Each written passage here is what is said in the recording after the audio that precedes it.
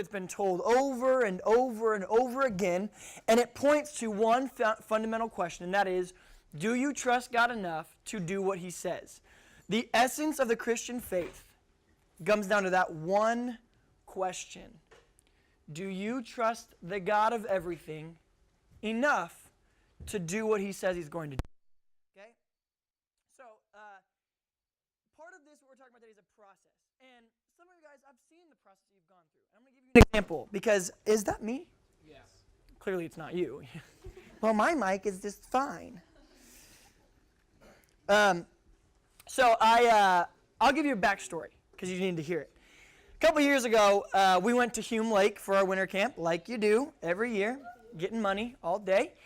And I'm sitting in the cabin, like you do, and a couple of our students, who should remain nameless, decided, you know what is better than wearing clothes is wearing no clothes. And you know what's better than wearing no clothes? Wearing a Speedo. So I'm sitting there totally cogitating, thinking about God and all the world, or I don't know what I was doing. And then all of a sudden I see a couple of our students running around in their Speedos. And I remember thinking to myself, this is interesting. Like, what's happening right now? And there was this group that was there. And the group that was there, they were all very large. It looks like they were all on steroids all the time. Like breakfast, lunch, and dinner, steroids, steroids, steroids. That was like what this group looked like. And they were like, they're big, okay? So I don't know how to say it. Really big, kind of angry-looking people. So these people decide, you know what would be a great idea is they lived above us. So our cabin was on the ground floor, and then you went upstairs, and that's where they all were. All of them in a room, fake fighting each other just for fun. That's what big people do. And so this person, we'll call him Meristian Rosengrantz, thinks to himself, I'm going to go make some new friends. So he, with his Speedo on, goes up to the top, and he's like, hey! And you could have heard an absolute pin drop in that room. Every head looked over at him. Every tattooed, little, tattooed eye drop, death, gun-wielding head turned over at him and stared him down as if they were going to murder him. So he comes back downstairs and he goes, they're going to kill me! They're going to kill me! And it was the funniest thing. So that is to tell you this, that on Thursday I was flown up to San Francisco to speak at a conference in the Bay Area. So last night I spent that conference speaking in the Bay Area. After the conference, this student came up to me, a very large, angry-looking student. And he said, what church are you from? I said, I'm from North Coast Church. North Coast. And he goes, you guys go to Hume Lake, right? And I was like, yep. Why? And if you've never been to Hume Lake with North Coast, we have a little bit of an identity up at Hume Lake, okay? The staff and us get along really well, but we're the loudest. Like, when everyone else is sitting, we're, cheering. You know, our name goes up on the screen, and we're like, yeah! And everyone, blows blood vessels in their brain just screaming. And then, when we're playing broom hockey, which is, the game, we're, pounding on the sides and, yelling for our players. And then we win, and they get even more angry. And then we chant things like, you guys suck. No, we don't do that. We won't do that.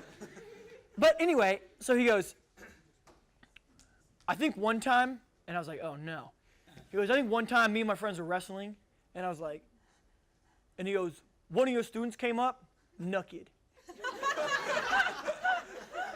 And I was like,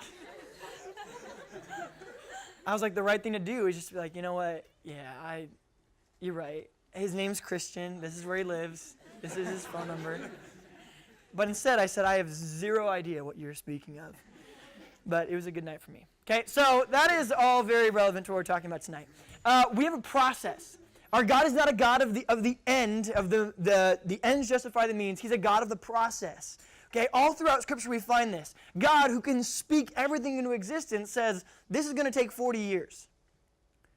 The same God who says, instantaneously, I can create and destroy worlds, says, this is going to take 7 days.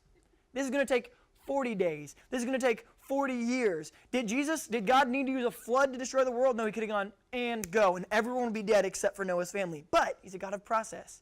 Because he understands that in the process of things, in the length of time, in the span of time, we as his people grow. God doesn't need 6, 7 days, 40 years, 40 days, whatever it is. God can do it instantaneously, but he loves us enough for us to go through a process to be refined through it. Okay, so today we're talking about the Battle of Jericho. If you have your Bibles, go to Joshua chapter 6. That is in the Old Testament.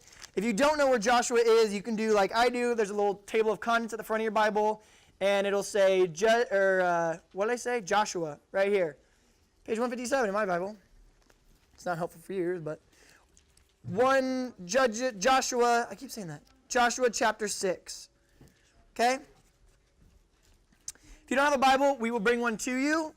It's just the way that we serve here at North Coast Church. And don't take our clothes off. We're trying to turn over a new leaf, aren't we? As a ministry. We no longer want to be known as a naked ministry.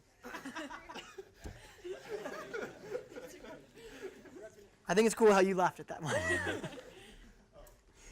You are the catalyst. Okay. Except at Delta. Never mind. Okay, so here's what happens. We're going to begin in verse 1. Now, homies, here's the thing. This is a little bit wordy. Stick with me on this one. Okay?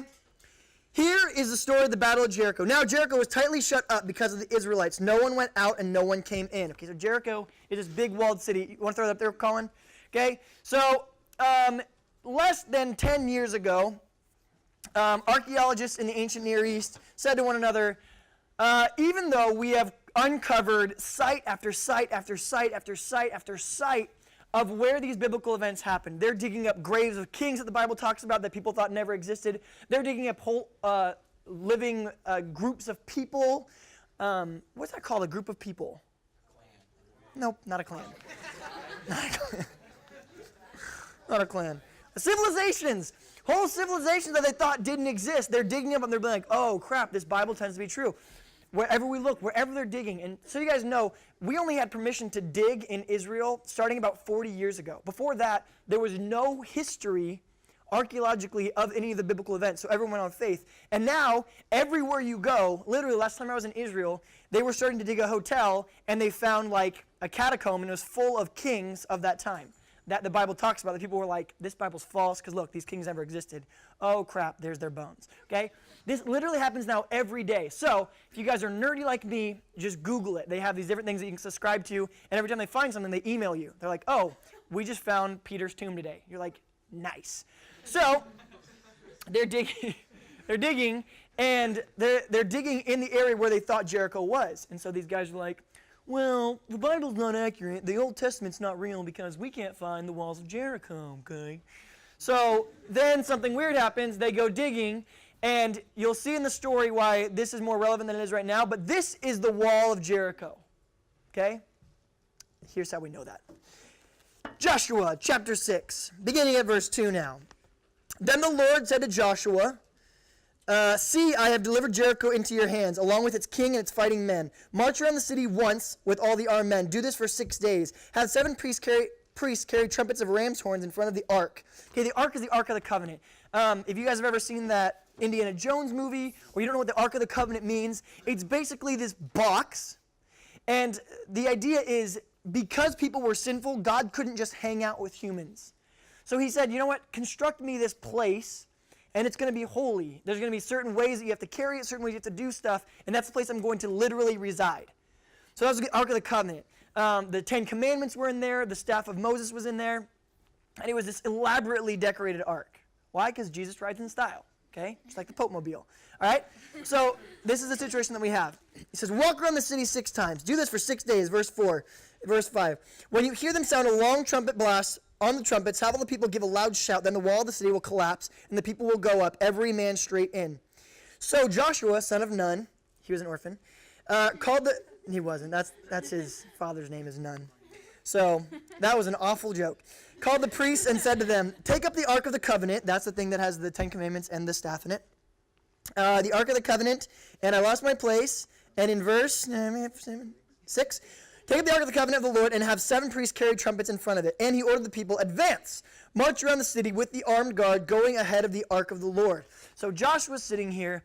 This is the thing. God has promised them this land. So they're looking out over this valley, and they're going over the hill, and they're like, finally, gonna go get our milk and honey, and we're gonna live on the land in peace. They've been wandering around the desert for 40 years. They screw up. They turn against God. It's one of the earlier times. Remember we talked about a couple weeks ago? Then the Israelites did evil in the eyes of the Lord. One of the times when he did that, God said, you know what? I do forgive you. You can come back to me, but there will be consequences. What are your consequences? You're just going to wander around the desert for 40 years. Okay? No one in here knows what 40 years looks like, except kind of Shell. You're like 32? So you're at least similar to what a 40, you're the closest thing we have. 32-year-old. So, 40 years they spend wandering around. And then they're finally like, over this hill, gonna go to the promised land. And they get to the top, and there's this fat city. This walled, they literally they can see it now. Jericho's walls were so hard to take down, so hard to permeate, because they were built on this slope. And not only were they built on this slope, there were 2 of them. So the wall that you would normally break down, and then be like, yay, we're in the city. And while you're breaking down that wall, people on the wall are slowly killing off all of your people. So that was the thing, is you would bum rush this wall and like, you'd try to take down the wall and then retreat and then form a game plan to get back through it. Well, you could do that to Jericho, but then you had another freaking wall. So it was literally impenetrable. So they're like, no one can get us. You're going to spend all your effort getting through the first wall. We'll have killed half your army. Then getting through the second one, we'll kill the other half. And Israelites, they're not exactly the warlord type of people. Okay, they're not as big. They don't have a place where they've had centralized location or anything else like that. So they see this wall, and they're like, well, we had a good run, huh? Israelites, we did good. I mean, we got this far, we wandered around, but there's no way we're taking this thing down. And God says, no, I've given you this land. So he sets this thing in place, and he says, I want you guys, every day, you're going to get up, you're going to get the little box, and you're going to have the priests play when the saints go marching in, and you're going to walk around the city every day. Okay? On the 7th day, you're going to walk around the city 7 times. And after that, you're all going to scream, and the walls are going to fall down. Okay, now you get in the head of a soldier in the Israelite army. He's going, hold on. So this fat wall you're going to make it come down. But one time, pre-7 trumpets blowing, ark circling, saints go marching in, 7th day, 7 times, loud scream, and then they're going to, God, why don't you just do it? Like, what? Have you ever thought about that? Maybe you've ever seen the VeggieTales episode. Have you ever seen that one where they throw Slurpees on them? And there's little peas on the wall. They're like, you cannot get us. And like, VeggieTales totally furthers the stereotype because the peas are French. The peas are French. The people sitting on top of the wall mocking people are French. It's like, really? I mean, it's true. French people are really mean. Okay? But it is what it is. I've been there. And they were like, you are from America, no? I spit at your country. And I'm like, don't hate us because you ain't us. I'm all freedom. Okay. Uncle Sam, ever heard of him? So they're on top of the wall, they're throwing stuff at him. So that was the idea. So the Israelite army's like, are you kidding? Just if you can do it, why don't you do it? Are you mocking us, God, that we have to like walk around this thing 7 times as if that's going to like loosen the stones? Like, you don't get it. If we do this once a day and then we yell, that'll be the tipping point for these impenetrable walls to just collapse. No Israelites thinking that. None of them. But they think to themselves, when we're not with God, it doesn't go very well for us. Why don't we try this thing out? So they start marching. And I'm going to give you a hint at what happens. They did exactly as he said, and nothing happened. I'm just kidding. That doesn't say that. Okay, we're in we're going to go to verse 10. But Joshua had commanded the people, do not give a war cry, do not raise your voices, do not say a word until the day I tell you to shout, then shout. So not only they marched around the wall, they're doing it silently. So whether people can see them or not, we don't know. But they're probably like, so this is your battle strategy. You're just going to walk. Okay, cool. Don't talk to them. They're being silent. They're having quiet time while they knock our walls down via the walking. Okay? Verse 12, Joshua got up early the next morning. The priests took up the ark of the Lord. The 7 priests carrying the 7 trumpets went forward, marching before them the ark of the Lord and then blowing the trumpets. The armed men went ahead of them, and the rear guard followed the ark of the Lord while the trumpets kept sounding. So on the 2nd day, they marched around the city once and returned to the camp. They did this for 6 days.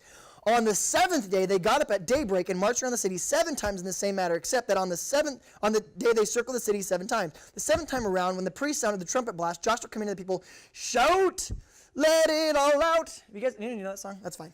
Okay. Nice. Tears for Fears. Good for you. For the Lord has given you the city. The city and all the people in it are to be devoted to the Lord. Okay, this is what that means. Listen.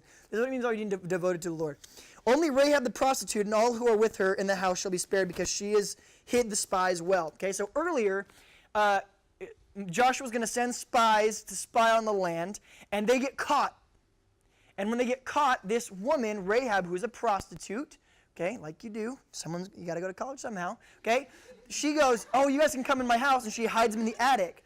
So when the guard comes around, they go, "We saw some guys, and we saw them with you." And she's all, "I don't know where they are." I don't know why she had that accent, but she did. So she hid them. And so as a peace offering, they said, "Because you have saved us, when we come destroy the city, we will spare you." So God's holding up his end of the deal. But keep away from the devoted things so they will not bring you your own destruction by taking any of them. The devoted things are, the reason that Jericho was getting taken down is they were a pagan nation. The reason that God didn't send Israel to go knock on the big door and be like, "Excuse me, you guys follow God too, right? Yeah, he's given us this land." I know, awkward. "And you live here, so probably you should." He didn't do that. They're pagan. So they worship other gods, the Asherah, all these other things, these gods of fire, and nothing that had anything to do with our God. Okay? So he says, "I want you to destroy it." Because when you have something so close to the truth, sometimes you can get them mixed up. Okay? When you have people worshiping pagan gods, it becomes so easy, so tangible, so touchable. When you can worship a golden calf or a statue, and it's so simple to wrap your mind around, that's a God. It's so easy. God goes, "I don't want that kind of temptation in your life. Get rid of it completely." Okay? That's what it means by get rid of the devoted things. Otherwise, you will make the camp of Israel liable to destruction and bring trouble on it. That's what we were just talking about. All the silver and the gold and the articles of bronze and iron are sacred to the Lord and must go into his treasury. So God's all, "And the money, put it in my bank." Okay? Why? Because God's poor and he needs more money. When the trumpet sounded, that's totally false, by the way. If it's your first time, you don't know about God, he owns you. Okay, when the trumpet sounded, the people shouted, and at the sound of the trumpet, when the people gave a loud shout, the wall collapsed. So every man charged straight in, and they took the city. They devoted the city to the Lord and destroyed with the sword every living thing in it, men and women, young and old, cattle, sheep, and donkeys. Joshua said to 2 of them, "Go into the prostitute's house and bring her out, and all who belong to her, in accordance with your oath to her." So that is the gist of the story of the Battle of Jericho. Okay, so what does this speak to us? God comes through with what he's going to do. God of war. Something that we have to understand about him is this. We don't always have to get it. But the question that I think that he asks me on a daily basis is, "Listen, Chris, calm down. I know you don't get it. You've watched what I've brought you through to this point. Do you trust me enough to do what I said I was going to do?" We do this all the time, right? Even with other things in our life. Sexuality. "God, I don't get it. You're so archaic." Okay? What do you mean that you've made it to be between a man and a woman? It's so old. Like, I should be able to do whatever I want and express myself however I want and all this understanding. And you have to get that God's going, "I get that you think that. I totally understand that. But at the end of the day, do you trust me enough to follow through on what I've said? God, you've been really good for me. You've been there for me and everything else like that. But you want me to give money to the church? What? I struggle with this all the time. I'm like, wait, I don't make enough to give away things. I work for the church. Isn't that enough to give my time and my talents and my energies to the church?" And he looks at me and he goes, "Do you trust me enough to do what I'm going to say?" In every aspect of our lives. And that's his promise. You do life the way that I've called you to do it, and I will come through. Now, what is marching around the city going to do? Do you trust me enough to do what I have asked you to do? You don't know the way that she treated me. Do you trust me enough to do what I've asked you to do? That's the permeating question for all of our faith. Why do we follow this God and not something else? Do we trust him enough to do what he has? And then how do we respond to that? It's his question. Do you trust me enough to do these things? Why do we act this way? Well, do you trust him enough to do it? Why not have sex before marriage? Because do you trust God enough to do what he says he's going to do with your sexuality, with your spirituality, with your physicality, with your other words and analogy? The question remains. God's sitting there going, what else do I have to do that I can't just say do or don't do and you do it? Man, God, I haven't really seen prayer work. I mean, some people love prayer and I'll pray all the time and everything else like that, but I don't really get why it's so important. And God's going, do you trust me enough to do what I'm going to do? I just asked you to do it. I don't understand why I have to explain this to you. Just do it. These words are going to come on the screen, and we're going to play this music, and as my people, I'm God and you're my people. I want you to sing because of what I've done for you. Well, I don't feel like it. Why do we have to sing? Why do we sing? What if I don't feel like singing? God's going, seriously? You're breathing right now. The amount of synapses in your brain that are firing has more electrical connections than the whole city of Los Angeles every second. The number of cones and everything in your eyes to make you see what you're seeing right now is so expansive that with all the time and resources in the world, the greatest minds in the history and the future of science will never be able to recreate it. And your question to me is, why do I have to do that? Why? Because he said so. Our God is a God of the process. Okay? And as we do that, we're going to end with this really quick. I wrote down, I think it's kind of a cool system. It's looking through the problems in our life. And what if we took a page out of the book of Joshua, out of the Battle of Jericho, and problem solved based on what we saw from Joshua. So I'm going to walk you through the process, okay? But here it is. It's, do we trust God enough to do what he says? And here's the process by which we need to come and we need to solve problems, okay? Not necessarily with people in our relationships, but when you come forward with something. Let's say you don't know what college you're going to go to. Okay, we're going to use that one right here, okay? Verse 1, if you guys are still in Joshua chapter 6. This is just a really practical application. It's a really good thing, I think, to write down too, because when I looked at this, I was like, you know what? Every major problem that I've had in my life, when it was solved well, I walked through this process, okay? So you can always remember then, the story of Jericho is a great way for me to check myself. Am I doing problem solving the right way? Am I trusting God enough to do what he says? If so, I need to be walking through this process when I face things in my life. Okay, number 1. Justified problem. You just write that down. Justified problem. Okay, what's the justified problem in the case of the Battle of Jericho? What is the problem situation that starts everything? He asked himself quietly. What's the problem? They come up over the hill and they see Jericho, and that wouldn't be a problem except that it's their land. There's your problem. You identify the problem. So in your case, if we're using this analogy, our problem is, where do I go to college? Okay? That's verse 1. Just next to justified problem, write verse 1. Okay, that's where you can find it. Verses 2 through 5. This is so important in our walk with Christ. Constant communication. Constant communication. When you come across a problem, your step 1 is, okay, look, this is an issue. Number 2 is you have to have constant communication. What does that look like? In this case, the Lord said to Joshua, see, I have delivered Jericho into your hands. And Joshua is listening. It's a constant communication. It's not, well, I don't feel like praying. God's going, do you trust me enough to do what I say? When it comes to problem solving, if we're not on the same page, you're not going to respond the way that I would respond. How are you going to call yourself a Christian, a Christ follower, if when it comes to problems, you do things your own way? And you're not going to know my way unless you're in my word and talking to me. You don't have to get it. You have to do it. We don't have to understand obedience. We have to practice it. Okay? Constant communication. That's verses 2 through 5. The next thing in verse 6 through 7, we see diligent preparation. They do their homework. Okay? And I don't mean physical homework like your question set A and B. I don't mean that.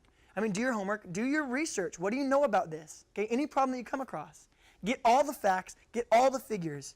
Okay? Don't just rush in somewhere with a sword cutting people down and you're going to shoot first and ask questions later in any situation. Okay? Diligent preparation. For them, it looked like this. Joshua, son of Nun, called the priests and said, take up the Ark of the Covenant and have 7 priests carry trumpets in front of it. So he gives them the battle plans. Here's what we're going to do. Here's how we're going to go forward. This is what we need to do. He makes the preparations for the battle. It's verses 6 through 7. Okay? That's where you're going to find your diagnosis as well. So if it's for a college, you're looking at a specific college, what do you know about it? If spirituality is the number one thing that's most important in your life, do they have a spiritual base at that campus? If you're going to college thinking, you know what, I'm going to find the woman that I want to marry for the rest of my life, and you go to the campus, and it's a bunch of like, I don't know, ratchets that like don't, they're like, okay, I don't do it good, but it is what it is. You need to check yourself, because what do you think they're just going to pop out of the ground when you get there like, I'm your wife? No, you need to understand that stuff, okay? Do your research. All right? Ladies, for some of you guys, some of you girls, if that is something that's really important to you and you're like, okay, that's important for me in college. Some colleges have a 6-to-1 girl to guy ratio. Okay? For guys, it's like shooting fish in a barrel. For girls, it's like a treasure hunt. Okay? You find a guy and you're like, oh, he's got AIDS or something like that. You know what I mean? It's hard. That's the first thing that came to my brain. Okay, sorry. This one's not going on the internet, by the way. So if any of you guys rely on this for your homework or whatever, don't do it.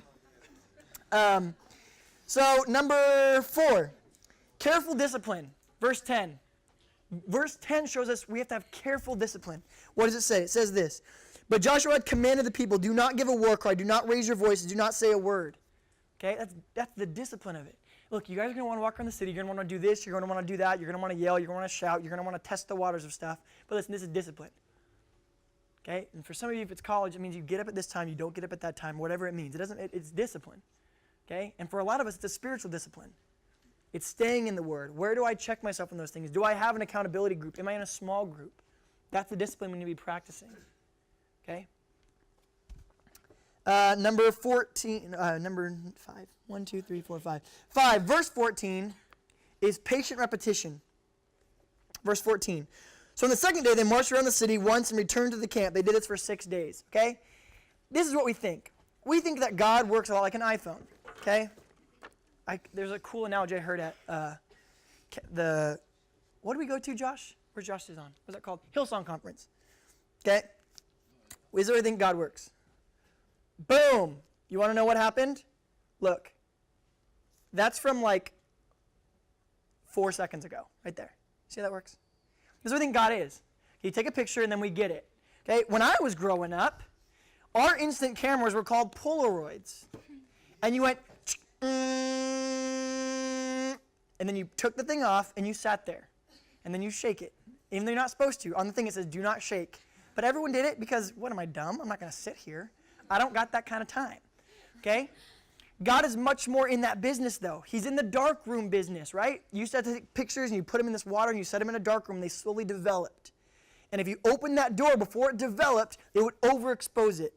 But we are right now kind of people. We are iPhone people. Okay? We don't want the patient repetition. We want, God, I gave money to you on church on Sunday for the first time, and now it's Tuesday, and I'm not rich yet. God, I prayed for a wife, and I haven't lusted since 3 o'clock today. What are you waiting for? Are you waiting for 7 o'clock? Because it's already 6. It's funny because it's only 3 hours. Patient repetition. That's verse 14. Next is bold exultation. Bold exultation. Okay, so we find this exultation is exultation, verse 20. exultation. Exultation. exult, exultation. Verse 20. says this. Oh, I'm in verse 7. That has to do with circumcision. Okay. Chapter 7, I mean. There we go. When the trumpet sounded, the people shouted, and all at the sound of the trumpet, when people gave a loud shout, the wall collapsed, so every man charged straight in, and they took the city. Okay? So when you are working in your life, here's what we think. We rub our little God genie, and then he goes, I am here to serve you. Right? And then we don't respond in thanks. If God's given you an ability and you use it, whether it's getting into college or whatever it is, it's like you borrow a book. It's like from his library. Everything belongs to him. Money, resources, strengths, abilities, talents. You borrow that book and you read it. And people are like, that was awesome. Great. You shut the book and you put it back on the shelf. And when you put it back on the shelf, that's when you're responding. You know, God, thank you so much for that. It's so easy to pray before a big speech, right? In my world, this is what I get into. I'm just going to get from my point of view. Last night, like I said, I spoke at this conference. Tons of students hanging out and everything, and I'm like peeing myself. Okay, there was literally a rap concert before I went on, and then it's like, and now, white kid with skinny jeans from San Diego, and I was like straight out of my element, and so I prayed so hard, and I realized I went to bed at like 2:30 this morning because they took me out to eat and everything else like that, and they don't have a concept of time in that area of the country, I guess, and I went to bed and I just like woke up this morning and I was like, you know what? How present was God when I needed him really bad? And how absent was he in my brain when I pulled it off? Because I nailed it. So I finished and I'm like, yeah, I nailed it. And God's like, you remember your like 45 minutes of peeing and praying before? Like what? What? Bold exaltation. Do you give him credit for what he's done for you? Okay, again, that's not a suggestion. That's him going, this is required of you as my kids. Do you trust me enough to do what I've called you to do? Okay, second to last is complete obedience. This one gets a little dicey, but it's going to be good anyway. Verse 21, they devoted the city to the Lord and destroyed with the sword every living thing in it, men and women, young and old, cattle, sheep, and donkeys. That's one of those things where you're like, wait, God, you want to do what? Do you trust me enough to do what I've called you to do? And that doesn't ever mean killing a city with women and children in it for you, okay? But that is that question. God, I've given you my life. I've given you this. I've given you my checkbook. I've given you all this other stuff. But my sexuality, complete obedience. Why would you want that mark on your record with him? Give him everything. Complete obedience. Last but not least, verses 23 through 25, intentional compassion. Says this. So the young men who had done the spying went in and brought out Rahab, her family and mothers and brothers, and all who belonged to her. They brought her, the entire family, and put them in a place outside the camp of Israel. Okay?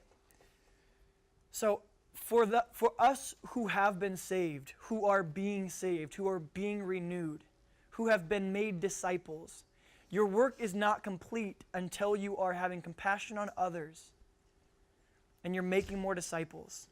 You're not actually saved completely. You haven't understood the gospel completely until there's a sense of urgency in your life where you understand that people who don't have Jesus will perish. You don't get the gospel then. You can't go, oh, I get the gospel completely. Now I don't go to hell. God's like, you're almost there. That should trigger in your brain, holy crap, everyone else is. If they don't know Jesus, we have to do something. If you don't have that heart for the people around you who are broken, who are far from Christ, the gospel has not been completed in your life. Intentional compassion. It says, after they brought out Rahab and her family, then they burned the city down. So they're digging, and they find this wall, and this is your outer wall right here. And you see how this one's a little bit darker than the one in the outside? It's got a little ash all over it. It's been burned. It's just cool. Every week, I hope that we can get a little better understanding. And for this one, that question, I just want it to permeate everything that you do. When you don't want to, when you don't get it, when you don't understand why do we pray? Why do we worship? Why do we do this? I think God wants to ask you this one question. Do you trust me enough to do what I've said? I mean, I've got marks on the land from what I've done thousands of years ago that people didn't think was possible. And I've got marks in every one of your lives about how I continue to do that to this day. Why can my word not be enough for you to do what I've called you to do? When you come across problems, look back to the book of Joshua, to the Battle of Jericho, and understand the process by which we completely trust in him with the decisions that we make, the lives that we lead, and the battles that we do or shouldn't fight. Let's pray. God, thanks for your constant reminder of who you are in our lives. Sometimes it's a very healthy thing to ask questions like, why do we do this? Because it's a good reminder of why we do it. But when that question becomes a reason for us to abstain from doing it, or our not knowing why is the reason that we continue to do it, may we remember your words right there. That you are sovereign. And that as your people, we've been created by you. It's like the painting questioning the artist. May we trust you enough to do what you say you're going to do. And may it come full circle as we tell other people about who you are. In your name we pray. Amen. Don't forget, tomorrow night is Sunday night. The night after that is M12, 7 to 9 in this room. Bring a notebook. You're going to need to take notes. We'll see you there. And then Wednesday night, community night, world record break.